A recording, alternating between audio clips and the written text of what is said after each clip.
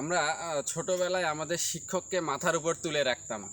শিক্ষকের সম্মান ছিল সবার উপরে। পৃথিবীতে জন্মের পর বাবা মার পরে শিক্ষকের স্থান আমরা মনে করতাম, কারণ শিক্ষক আমাদেরকে নতুন জীবন দিত। শিক্ষক আমাদেরকে নীতি নৈতিকতা শিক্ষা, আমাদের শিক্ষার আলো আমাদেরকে দিত। শিক্ষককে বাদশাহ আলমগীর সারা পৃথিবীর বুকে দেখিয়ে দিয়েছিল শিক্ষকের মর্যাদাটাকে কি, শিক্ষককে কিভাবে সম্মান করতে হয়, তার স্বীয় পুত্রকে দিয়ে সারা পৃথিবীতে শিখিয়ে দিয়েছিল। কিন্তু আজকে যখন শিক্ষকরা ক্লাসে ঠিকমতো পড়ায় না,